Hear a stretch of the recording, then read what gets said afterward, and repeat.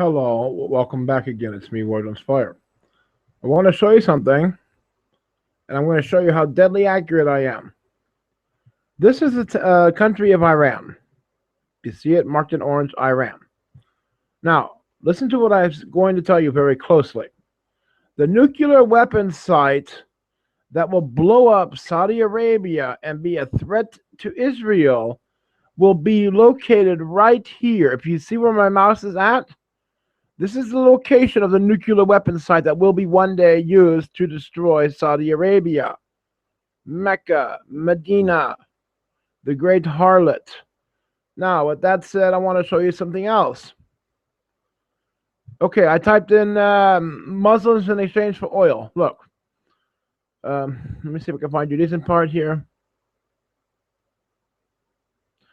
This it was called the religious exchange, where uh, we accepted Muslims into the European Union, into the American nation, and in return we get oil from the freaking Saudis.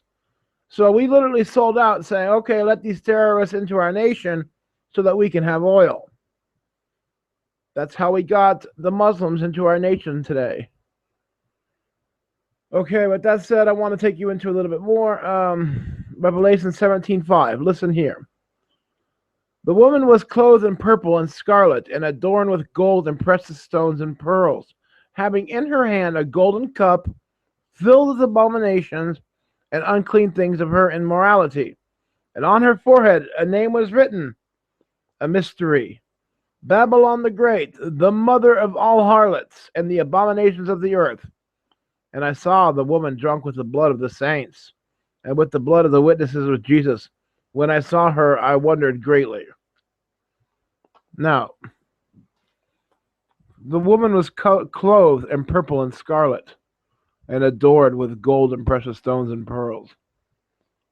They're talking about Saudi Arabia here. And what the Bible is basically saying is that one day, just like we are witnessing last week, Iran will get nuclear power. When Iran gets nuclear power, the first thing they're going to do is blow up Saudi Arabia. They're not going to go after Israel first. They'll try that later. First, they're going to go after Saudi Arabia. They're going to blow it up in 1 hour. You understand what I'm telling you here? I'm teaching you the future, what's going to happen. How many years have we sat in here wondering if Iran would ever get nukes? The bill has been passed. Iran can have their nukes now.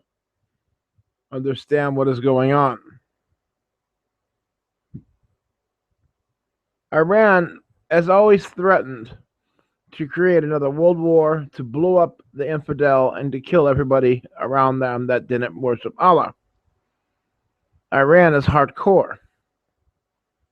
But then you have Saudi Arabia, who is also hardcore, but who has sold their nation's income to the entire world. And it says all the world leaders were drunk off of her wine, and they all fornicated with her. When you look at the world today with the open borders and the loss of culture, heritage, and your nations, that's fornicating with her. They're all having sex today with Saudi Arabia in return for oil. Dubai is the crowning jewel of it all. Iran does not like Saudi Arabia because Saudi Arabia is betraying their religion. Because according to Iran and their standards, in their book of Islam, you shall not sell to the infidel.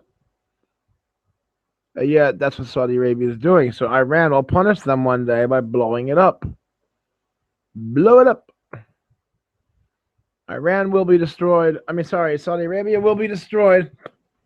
Then they'll try to go for Israel, and that's where they will fail. But after Iran has destroyed Saudi Arabia, you can expect your Antichrist to show up.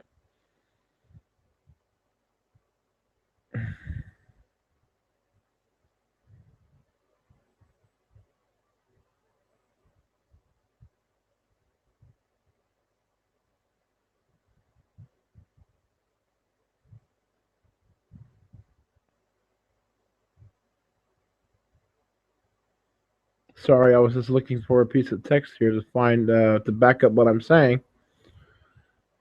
Like I said, Saudi Arabia is going to get blown up in 1 hour. Mecca and Medina will both be destroyed, as well as their Kaaba stone. They will move to Israel. And even the Quran says this. It's not just the Bible that says it, folks. It's the Quran, too. A bit tired here, sorry.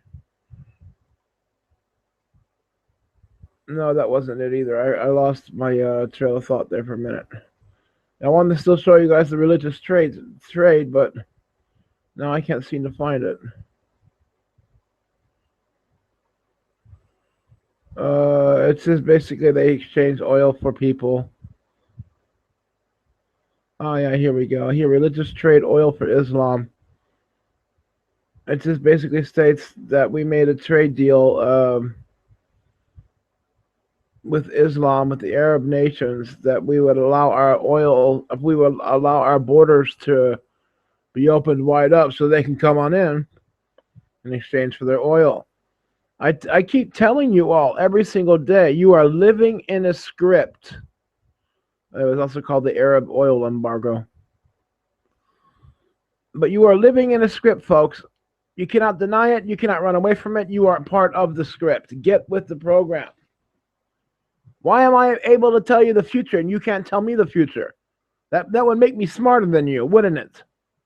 More educated, more understanding. So get with the program. Learn the truth. Once Iran nukes Saudi Arabia, the world doesn't even have 10 years left, okay, after that.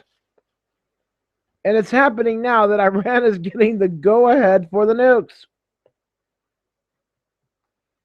I've said enough here. I've explained enough. You all can figure it out. And, well, I'll see you all guys later. I just thought I'd make this video really quick that Iran is getting their nukes right now. Another thing that's happening before the last final blood moon. So now we've had the Jews locking up the Muslims in their own temple. We have the Jews dancing on the Temple Mount for the first time in 4,000 years. We have gay marriage introduced in America, mandatory enforced. There's so many other things I can't even think about them all. Oh yeah, we have the threat of the third temple being built by the Jews. We have the introduction of Islam coming up. We have the activation of CERN coming up. All these things are happening during the blood moons. Do not underestimate the blood moons, because the blood moon has always been a biblical warning directly from God to humanity that something big was going to happen. September 28th, 2015, the final blood moon. The day that I say all shit's going to hit the fan. See you all later. Have a great evening. Take care. Bye-bye.